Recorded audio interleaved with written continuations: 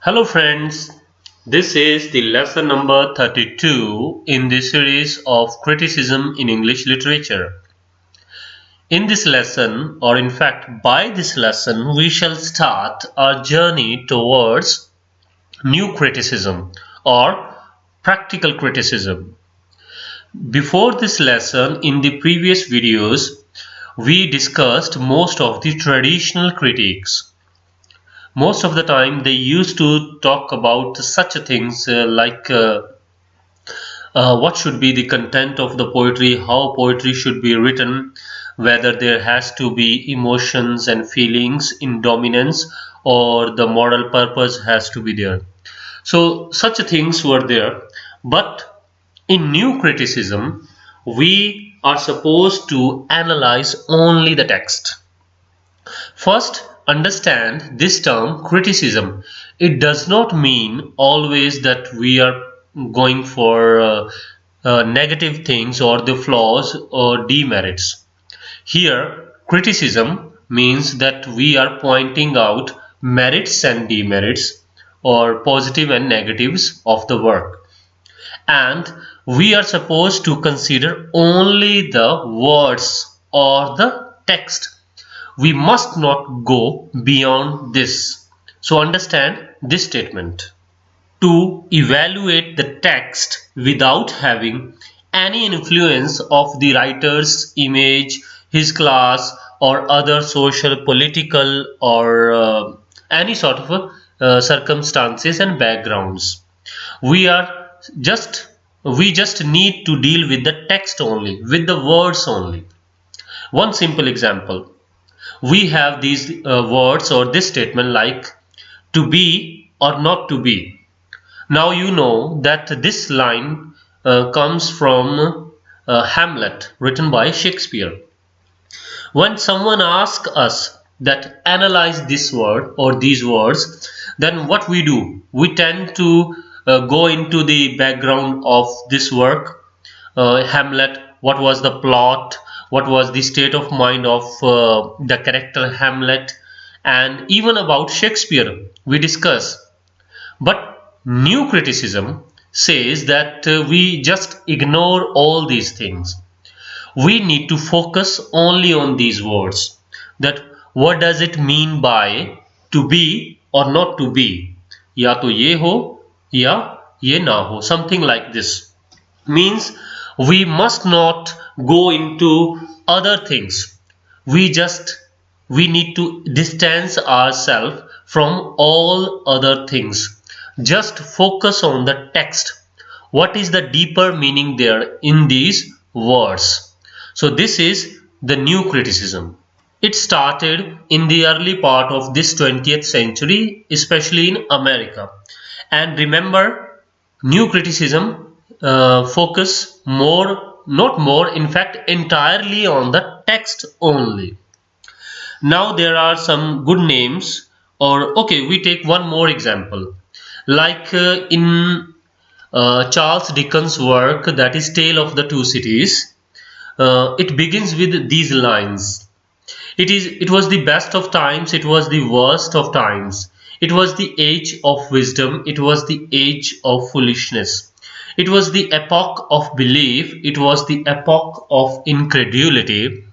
It was the season of light, it was the season of darkness. It was the spring of hope, it was the winter of despair. Very nice looking quote this is. And what you may have noticed that in each of these statements, the ideas are contradictory.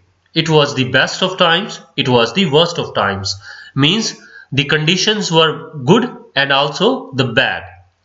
And if someone asks you that analyze these statements or these sentences, if we know that these lines are written by Charles Dickens, and then what we do, we go into the background of Charles Dickens, how his state of mind was, and what were his conditions, especially in his childhood, how he struggled.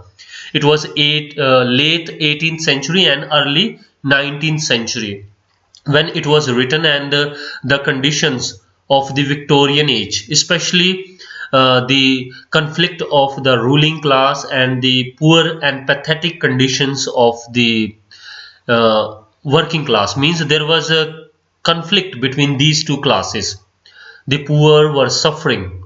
So we can, by traditional way of criticizing, we can say that it was best of times for such a ruling class, and it was worst of times for such the poor class or the working class. But in new criticism, we need not talk about Charles Dickens, we need not talk about the Victorian age society, we need not talk about that industrialization or class conflict. We simply read these lines. It was the best of times, it was the worst of times. By these words, what we can produce as a meaning, that is all about new criticism. In fact, new criticism is driven by different theories, like there is a Marxist theory. With Marxist theory, we can see this statement, it was the best of times, it was the worst of times. With feminist point of view, we can also think there is a feminism theory that the conditions, even in the current period, that is the 21st century, we can see the people are suffering, the ruling and working class, there is a conflict. From the feminist point of view, it can be a good time for the most of the women, and it can be the worst of times for most of the women as well. So the analysis of the text can be done on the basis of several theories, which we'll discuss in the upcoming lessons one by one. So that criticism is done on the base of these theories, and we need not talk about what were the you can say the mindset of the writer was, or what were the conditions. We have several theories in new criticism.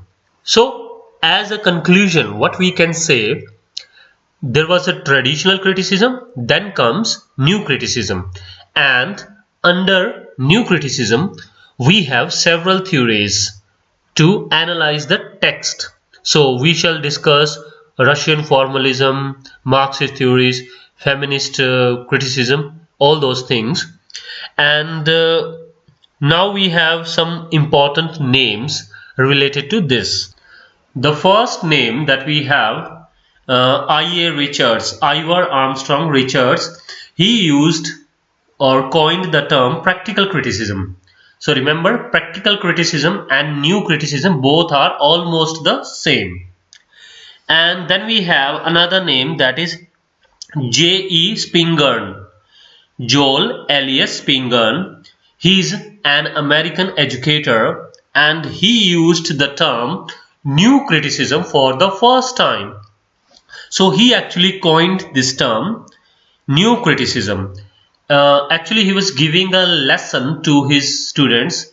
He was giving a speech, and during his speech there comes the word new criticism. So it is assumed that he is the first person who used the word new criticism for the first time.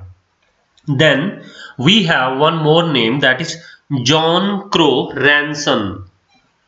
John Crow Ransom, and he is also an American scholar, and he used to teach at Kenyon College. Remember this name, it is very important name, Kenyon College, and he is considered as the founder of new criticism. John Crow Ransom is considered as the founder of new criticism. He wrote the work The New Criticism in the year 1941, and in this work he discussed all these things about new criticism. So there are several theories in it, and all these theories are influenced by Matthew Arnold and T.S. Eliot. When we were discussing these two writers or these two critics, I told you that these are called, or these are considered as the forerunner of new criticism. So in this work we find there are two important things. The first is autotelic text. Autotelic text. What is this? The text is self-contained and independent of the author and his age, genre, etc. So the text is complete in itself. If any writer has written a line like we discussed, to be or not to be, or even the lines like it was the best of times, it was the worst of times. So these lines are complete in itself, and we must not go about the writer's background, what he was or in which age he lived. No, we just think about the text and it is independent of the writer. And second thing, they or these critics insisted on close reading of the text. So one must read deeply into these words. What is the deeper meaning in these words? So before making any sort of criticism, one may go through the given text once, twice, thrice, as number of possible as one should go to produce the deeper meaning. What can be the deeper meaning? So these two things, autotelic text and the close reading, these two things are as the prominent point of this work. So that's all we have in this short little introductory lesson. Remember, in new criticism, only to evaluate the text, and important names like I.A. Richards coined the term practical criticism, J. Spingarn used this term new criticism, and John Crow Ransom published the work by the name the new criticism. So text is complete in itself, and one must ignore the other things, whether it is related to writer or his age or class, whatever.